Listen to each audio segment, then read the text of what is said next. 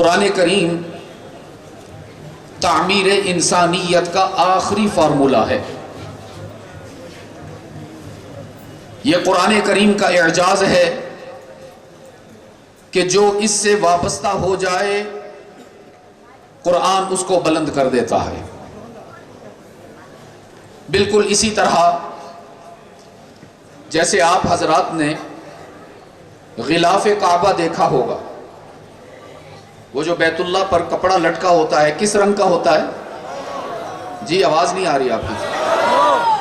میں تو جان بوجھ کے آپ سے دور کھڑا ہوا ہوں تاکہ آپ کا بھی امتحان ہو جائے ایمان کی کتنی حرارت لے کر بیٹھے ہوئے ہیں آپ لوگ۔ غلاف کعبہ کا رنگ کیا ہوتا ہے؟ سیاہ رنگ ہوتا ہے۔ اس کی ہمارے دلوں میں عظمت اس کے رنگ کی وجہ سے نہیں ہے، ہمارے دلوں میں اس کی عظمت اس کی قیمت کی وجہ سے نہیں ہے، ہمارے دلوں میں وہ اس لیے عظیم نہیں ہے کہ اس پر سونے کی تاروں سے نقش نگاری کی گئی ہے۔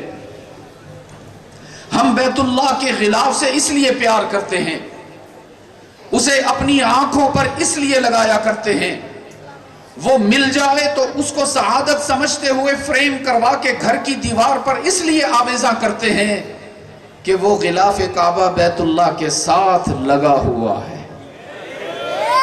بیت اللہ کی عظمت نے اس کپڑے کو بھی عظیم بنا دیا ہے۔ بالکل اسی طرح یہ بھی قرآن کریم کا اعجاز ہے کہ جو قرآن سے وابستہ ہوتا ہے قرآن اسے بھی عظیم بنا دیتا ہے۔ یاد رکھیے گا قرآن کریم کی تاثیر یہ ہے کہ یہ حیوان ناطق کو انسان کامل بناتا ہے۔ قرآن کریم کی تاثیر یہ ہے کہ یہ تنکوں کو شہتیر بناتا ہے، یہ بیماروں کو تندرست کرتا ہے، یہ شقاوت پسندوں کو سعادت مند بناتا ہے، یہ ضلالت میں بھٹکنے والوں کو ہدایت کی منزل پر لے جاتا ہے۔ اور مجھے کہنے کی اجازت دیجیے یہ قرآن کریم کی تاثیر ہے کہ یہ جہنم کے دروازے بند کر کے جنت میں داخلہ عطا کرتا ہے۔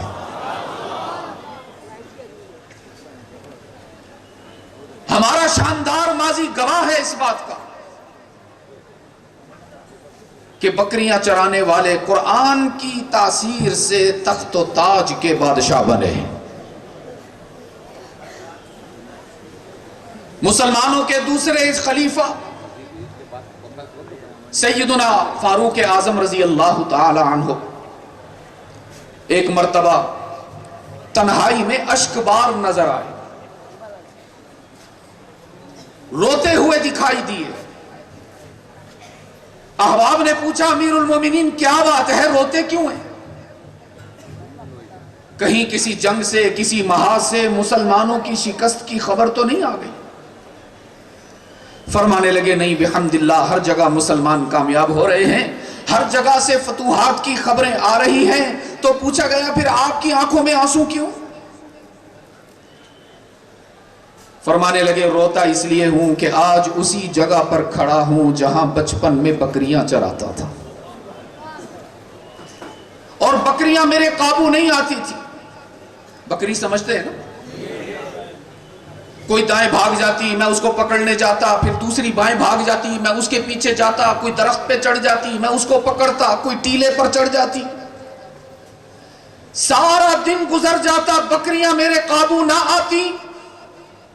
جب شام ہوتی تو میرا والد خطاب مجھے ڈانٹتا اور کہتا عمر بکریاں تو سنبھال نہیں سکتے ہو، زندگی کیسے گزارو گے؟ آج اسی مقام پر کھڑا ہوں اور ابن خطاب کی حیثیت سے نہیں امیر المومنین کی حیثیت سے کھڑا ہوں۔ 22 لاکھ مربع میل کی سلطنت پر میرا حکم چل رہا ہے۔ آج جب یہاں پر آیا تو میرے دل نے مجھے یاد دلایا عمر تو وہی تھا جس کی بات بکریاں بھی نہیں مانتی تھی۔